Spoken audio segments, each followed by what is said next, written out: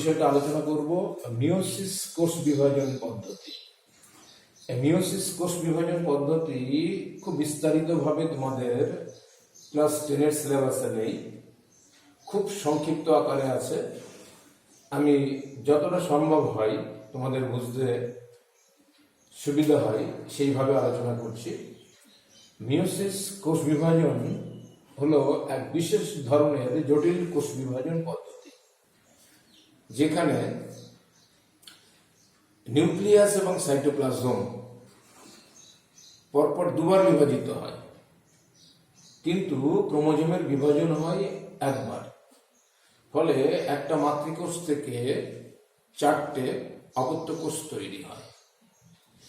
বিজ্ঞানী ডার্লিংটনের মতে মিওসিসের একটা সংজ্ঞা দেওয়া আছে, সেখানে বলা হয়েছে মিওসিস এক বিশেষ ধরনের কোষ বিভাজন পদ্ধতি, যেখানে নিউক্লিয়াস এবং সাইটোপ্লাজমের পরপর দুবার বিভাজন হয়, কিন্তু ক্রোমোজোমের বিভাজন হয় মাত্র একবার।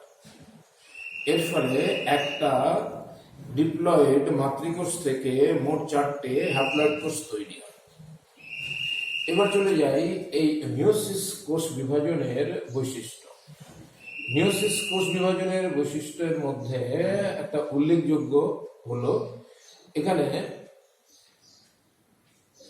একটা জনন মাতৃকোষ থেকে বা ডিপ্লয়েড মাতৃকোষ থেকে মোট 4টে অপত্য কোষ তৈরি হবে। 2 নম্বর, এই যে 4টে অপত্য কোষ তৈরি হচ্ছে, এই 4টি অপত্য কোষের প্রত্যেকটির ক্রোমোজোম সংখ্যা মাতৃকোষের অর্ধেক হবে এবং গুণগত বৈশিষ্ট্য থেকেও আলাদা হবে। আরেকটা উল্লেখযোগ্য বৈশিষ্ট্য হচ্ছে, এই মিওসিস সেল ডিভিশনের ফলে যে অপত্য কোষগুলো তৈরি হবে সেগুলো বেশিরভাগ ক্ষেত্রেই রেণু অথবা গ্যামেট। যৌন জননকারী জীবের দেহে মিওসিস কোষ বিভাজনের দ্বারা গ্যামেট বা জনন কোষ তৈরি হয়। এটাও একটা উল্লেখযোগ্য বৈশিষ্ট্যের মধ্যে পড়ে। মিওসিস কোষ বিভাজনের সময় বিশেষ ধরনের কিছু ঘটনা ঘটে, যেমন ক্রসিং ওভার, কাজমা, এগুলো মিওসিস সেল ডিভিশনের উল্লেখযোগ্য বৈশিষ্ট্য। নেক্সট আমরা চলে যাব এই মিওসিস কোষ বিভাজনের কটা পদ্ধতি এবং কি কি। তোমরা এখানে দেখো, আমি ভাগ করে দেখিয়েছি মিওসিসের 2টো ভাগ, মিওসিস 1 বা প্রথম মিওসিস বিভাজন পদ্ধতি, মিওসিস 2 বা দ্বিতীয় মিওসিস বিভাজন পদ্ধতি। প্রথম মিওসিস বিভাজনেও কিন্তু নিউক্লিয়াসের বিভাজন হবে, যাকে এখানে লিখেছি ক্যারিওকাইনেসিস 1, এবং সাইটোপ্লাজমেরও বিভাজন হবে, যা আমি লিখেছি সাইটোকাইনেসিস 1। অর্থাৎ প্রথম নিউক্লিয়াসের বিভাজন এবং প্রথম সাইটোপ্লাজমের বিভাজন। নিউক্লিয়াস বিভাজন অর্থাৎ ক্যারিওকাইনেসিসের আবার 4টে দশা থাকবে: প্রোফেজ, মেটাফেজ, অ্যানাফেজ এবং টেলোফেজ।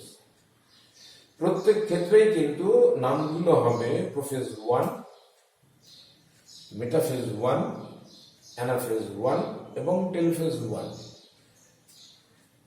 দ্বিতীয় মিওসিস বিভাজনের ক্ষেত্রে নিউক্লিয়াসের বিভাজনে ঠিক এর মতোই 4টে দশা দেখা যাবে। তাকে বলবো প্রোফেজ 2, মেটাফেজ 2, অ্যানাফেজ 2 এবং টেলোফেজ 2। এই সাইটোপ্লাজমের যে বিভাজন সাইটোকাইনেসিস, এর ক্ষেত্রে যে সাইটোপ্লাজমের বিভাজন সাইটোকাইনেসিস, এদের আর কোনো ভাগ নেই। এবার চলে আসি এই মিওসিস সেল ডিভিশনের ক্ষেত্রে প্রথম মিওসিস বিভাজনে কি ঘটে। প্রথম মিওসিস কোষ বিভাজনে নিউক্লিয়াসের বিভাজন হবে, সাইটোপ্লাজমের বিভাজন হবে, কিন্তু ক্রোমোজোমের বিভাজন হবে না। ফলে এক্ষেত্রে একটি ডিপ্লয়েড মাতৃকোষ থেকে 2টি অপত্য হ্যাপ্লয়েড কোষ তৈরি হবে। এই জন্য প্রথম মিওসিস বিভাজনকে প্রকৃতপক্ষে বলা হয় হ্রাস বিভাজন বা রিডাকশন সেল ডিভিশন।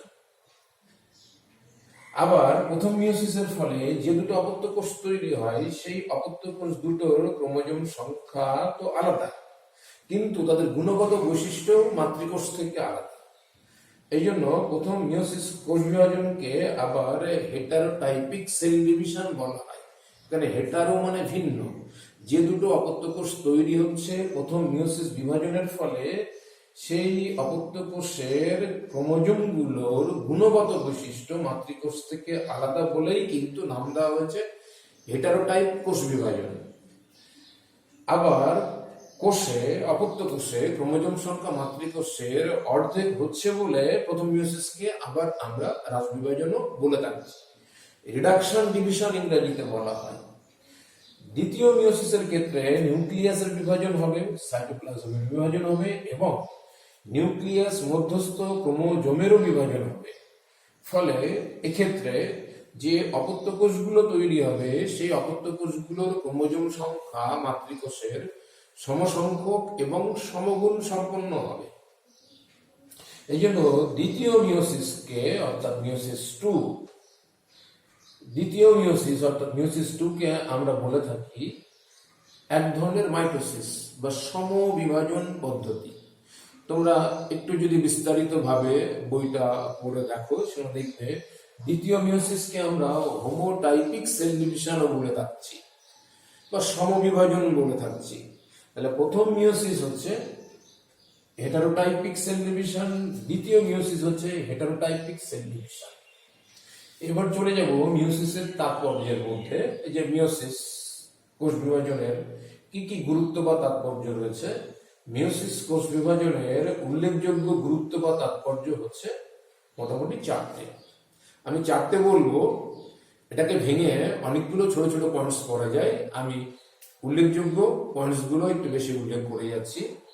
এক নম্বর, মিওসিস কোষ বিভাজনের ফলে যৌন জননকারী জীবের দেহে ক্রোমোজোম সংখ্যা ধ্রুবক থাকে। অর্থাৎ মিওসিসের ফলে যে অপত্য কোষগুলো তৈরি হয় সেই অপত্য কোষগুলোতে ক্রোমোজোম সংখ্যা মাতৃকোষের অর্ধেক হয়ে যায়। এই অপত্য কোষগুলো উন্নত জীবের ক্ষেত্রে গ্যামেট বলে পরিচিত। এই গ্যামেট আবার দু রকমের হয়, পুংগ্যামেট বা শুক্রাণু বলতে পারি, স্ত্রী গ্যামেট বা ডিম্বাণু বলতে পারি। এই গ্যামেটগুলো হ্যাপ্লয়েড প্রকৃতির হয়। এরা মিলিত হয়ে যে জাইগোট বা ভ্রূণাণু তৈরি করে তার মধ্যে আবার ক্রোমোজোম সংখ্যা ডিপ্লয়েড হয়ে যায়। সেই ডিপ্লয়েড কোষ থেকে, যাকে আমরা জাইগোট বলি, মাইটোসিস সেল ডিভিশন দ্বারা একটা জীবদেহ তৈরি হয়, যার প্রত্যেকটা কোষে ক্রোমোজোম সংখ্যা আবার 12 হয়। যদি মিওসিস কোষ বিভাজন না হতো তাহলে জীবদেহে ক্রোমোজোম সংখ্যা ধ্রুবক থাকতো না। প্রতিটি প্রজন্মে জীবদেহে ক্রোমোজোম সংখ্যা দ্বিগুণ হারে বেড়ে যেত। সেই জন্য জীবদেহে ক্রোমোজোম সংখ্যা ধ্রুবক রাখার জন্য মিওসিস সেল ডিভিশন একান্তই দরকার। 2 নম্বর, মিওসিসের ফলে যৌন জননকারী জীবের দেহে গ্যামেট বা জননকোষ তৈরি হয়। এই জননকোষ একটু আগে বললাম দু রকমের হয়, পুংজনন কোষ এবং স্ত্রী জনন কোষ বা মেল গ্যামেট এবং ফিমেল গ্যামেট। 3 নম্বর, প্রকরণ বা ভ্যারিয়েশন সৃষ্টি। প্রকরণ বা ভ্যারিয়েশন সৃষ্টি। প্রথম মিওসিসের প্রথম প্রোফেজের 5টি উপদশা আছে। 5টি উপদশার মধ্যে একটা হচ্ছে লেপ্টোটিন, আরেকটা হচ্ছে জাইগোটিন, আরেকটা হচ্ছে প্যাকাইটিন, আরেকটা হচ্ছে ডিপ্লোটিন, আরেকটা হচ্ছে ডায়াকাইনেসিস। এই প্যাকাইটিন উপদশাতে, প্রোফেজের প্যাকাইটিন উপদশাতে হোমোলোগাস ক্রোমোজোমগুলোর নন সিস্টার ক্রোমাটিডের মধ্যে খণ্ডের বিনিময় ঘটে। এই যে হোমোলোগাস ক্রোমোজোমের নন সিস্টার ক্রোমাটিডের খণ্ডের বিনিময়, তাকে আমরা বলি ক্রসিং ওভার। এই ক্রসিং ওভারের ফলে যে অপত্য কোষগুলো তৈরি হয় সেই অপত্য কোষগুলোর জিনগত বৈশিষ্ট্যের পুনঃসংযোজন ঘটে। এই পুনঃসংযোজনের ফলে যে কোষগুলো তৈরি হলো, সেই কোষগুলো মাতৃকোষ থেকে আলাদা হয়ে পড়ে এবং এই অপত্য কোষগুলো যৌন জননের দ্বারা মিলিত হয়ে যে জাইগোট তৈরি করে, সেই জাইগোট থেকে উৎপন্ন জীবগুলো মাতৃজীব থেকে আলাদা হয়ে পড়ে। এদের কিছু কিছু বৈশিষ্ট্যের পার্থক্য দেখা দেয়, এটাকে প্রকরণ বা ভ্যারিয়েশন বলে। এই প্রকরণ বা ভ্যারিয়েশন জীবের জৈব অভিব্যক্তিতে সহায়তা করে। তাহলে মিওসিস কোষ বিভাজনের আরেকটা উল্লেখযোগ্য তাৎপর্য হলো জীবের প্রকরণ সৃষ্টি করা এবং জৈব অভিব্যক্তিতে সাহায্য করা।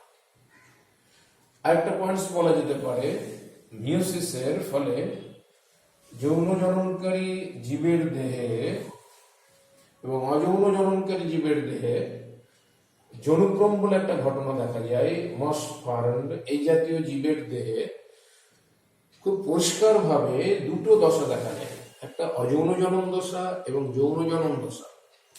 অযৌন জনন দশাকে বলা হয় রেণুধর দশা,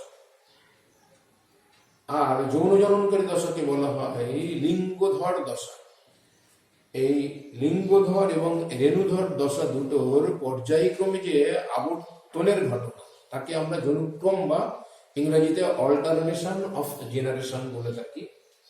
এই যৌনক্রমে মিওসিস সেল ডিভিশন অবশ্যই প্রয়োজন। তবে মাথায় রেখে দেবে যে মিওসিস সেল ডিভিশন যৌনক্রমে যেমন দরকার হয়, তেমনি কিন্তু মাইটোসিসেরও দরকার হয়। মাইটোসিস এবং মিওসিস সেল ডিভিশনের মাধ্যমে যৌন জননকারী জীবের দেহে যৌনক্রমের ঘটনাগুলো ঠিকমতো ঘটতে থাকে। আরো অনেক পয়েন্টস আছে। ক্রোমোজোম সংখ্যা হ্রাস আমরা বলতে পারি। মিওসিস সেল ডিভিশনের মাধ্যমে অপত্য কোষে ক্রোমোজোম সংখ্যা হ্রাস পেয়ে মাতৃকোষের অর্ধেক হয়ে যায়। এই ক্রোমোজোম সংখ্যা যদি হ্রাস না পেত, তাহলে কিন্তু উৎপন্ন জীবের ক্ষেত্রে ক্রোমোজোম সংখ্যা দ্বিগুণ হারে বেড়ে যেত। আশা করি মিওসিসের সংজ্ঞা, মিওসিস কোথায় ঘটে, মিওসিসের তাৎপর্য এবং ক্রসিং ওভার কাকে বলে, ক্রসিং ওভারের গুরুত্ব বা তাৎপর্য কি, সেগুলো তোমরা বুঝতে পেরেছ। একদম শেষে আমরা এই চ্যাপ্টারে আলোচনা করব মিওসিস এবং মাইটোসিসের মধ্যে পার্থক্য কি। আগামী মাইটোসিস সেল ডিভিশন ব্যাপারটা পড়িয়ে এসেছি, আজকে মিওসিস ব্যাপারটা পড়ালাম। মিওসিস এবং মাইটোসিসের মধ্যে অনেক পার্থক্য হতে পারে। আমার মনে হয় তোমরা 3টে থেকে 5টা পয়েন্টস মাথায় রেখে দেবে। যেমন বিভাজনের প্রকৃতি, কি ধরনের কোষ বিভাজন, সেটা দিয়ে একটা বলা যেতে পারে। মিওসিস হ্রাস বিভাজন পদ্ধতি আর মাইটোসিস সমবিভাজন পদ্ধতি। ক্রোমোজোমের বিভাজন দিয়ে একটা পয়েন্টস বলা যেতে পারে। মিওসিস কোষ বিভাজনে সাইটোপ্লাজম এবং নিউক্লিয়াসের পরপর দুবার বিভাজন হয়, কিন্তু ক্রোমোজোমের বিভাজন হবে মাত্র একবার। কিন্তু মাইটোসিসে নিউক্লিয়াস, সাইটোপ্লাজম এবং ক্রোমোজোম এদের প্রত্যেকেরই একবার করে বিভাজন হবে। কোষের সংখ্যা দিয়ে একটা পয়েন্টস হতে পারে। মিওসিস কোষ বিভাজনের ফলে একটা ডিপ্লয়েড কোষ থেকে 4টে হ্যাপ্লয়েড কোষ তৈরি হয়, কিন্তু মাইটোসিসের ফলে একটা ডিপ্লয়েড কোষ থেকে অথবা একটা হ্যাপ্লয়েড কোষ থেকে 2টো হ্যাপ্লয়েড কোষ অথবা একটা ডিপ্লয়েড কোষ থেকে 2টো ডিপ্লয়েড কোষ তৈরি হয়। মস এবং ফার্ন জাতীয় উদ্ভিদের ক্ষেত্রে শুক্রাণু মাতৃকোষ এবং ডিম্বাণু মাতৃকোষ বলে একটা কথা আছে। সেই শুক্রাণু মাতৃকোষ মিওসিস মাইটোসিস সেল ডিভিশন দ্বারা শুক্রাণু তৈরি করে, আর যে ডিম্বাণু মাতৃকোষ থাকে সে কিন্তু মাইটোসিস সেল ডিভিশন দ্বারা ডিম্বাণু তৈরি করে। এখানে তোমার একটু মনে হতে পারে যে মিওসিসের দ্বারা তো গ্যামেট তৈরি হয়, মাইটোসিসের দ্বারা কি হতে পারে? হ্যাঁ, হতে পারে। ওই অপুষ্পক উদ্ভিদের মধ্যে যারা মস এবং ফার্ন রয়েছে, ওদের ক্ষেত্রে যে গ্যামেট তৈরি হয়, ওখানে মাইটোসিস সেল ডিভিশনটা প্রয়োজন হয়। উন্নত জীবের ক্ষেত্রে কিন্তু মিওসিসের প্রয়োজন হয়। ক্রসিং ওভার দিয়ে একটা পয়েন্টস হতে পারে। মিওসিস সেল ডিভিশনের ক্ষেত্রে আমরা প্রথম প্রোফেজের প্যাকাইটিং উপদশাতে ক্রসিং ওভার বলে একটা ঘটনা দেখতে পাই। মাইটোসিসের ক্ষেত্রে কোনো ক্রসিং ওভার ঘটবে না। এমনকি যে জায়গায় ক্রসিং ওভার ঘটে সেই জায়গাটা দেখতে ইংরাজি এক্স অক্ষরের মতো, ইংরাজি এক্স অক্ষরের মতো। এই ইংরাজি এক্স অক্ষরের মতো দেখতে ক্রোমোজোমের অংশটাকে বলা হয় কাজমা। কাজমা বলা হয়, হ্যাঁ, কাজমা বলা হয়। এই কাজমা কিন্তু মিয়োসিস সেল ডিভিশনের ক্ষেত্রে তৈরি হবে, মাইটোসিসের ক্ষেত্রে কাজমা গঠন হবে না। প্রকরণ বা ভ্যারিয়েশন দিয়েও একটা আমরা পয়েন্টস বলতে পারি। মিয়োসিস সেল ডিভিশনের ফলে যে অপত্য কোষগুলো তৈরি হবে তাদের মধ্যে কিছু জিনগত ভেদ দেখা যাবে। এই অপত্য কোষগুলোর মধ্যে পুরুষ এবং স্ত্রী জনন কোষগুলো মিলিত হয়ে যে অপত্য জীব তৈরি করবে, সে অপত্য জীবের মধ্যে কিছু প্রকরণ বা ভ্যারিয়েশন তৈরি হবে। মাইটোসিসে কিন্তু প্রকরণ বা ভ্যারিয়েশন তৈরি হয় না। আশা করি মাইটোসিস এবং মিয়োসিসের পার্থক্য কিছুটা তোমাদের বোঝাতে পেরেছি। আজকে যে মিয়োসিস বিষয় নিয়ে আলোচনা হলো, সেই সঙ্গে কোষ বিভাজন চ্যাপ্টারটা শেষ করা হলো। তোমরা বাড়িতে তোমাদের টেক্সট বইগুলো একটু ভালো করে দেখবে। আমি যে অংশগুলো আলোচনা করেছি সেগুলো একটু খাতাতে লিখে নেবে, নিয়ে ধরে ধরে পড়বে। মনে হয় তোমাদের তেমন কোনো অসুবিধা হবে না। যদি কোনো অসুবিধা হয় তাহলে আমার সঙ্গে যোগাযোগ করতে পারো। সকলে খুব ভালো থেকো। আজ এখানেই শেষ করছি। ধন্যবাদ।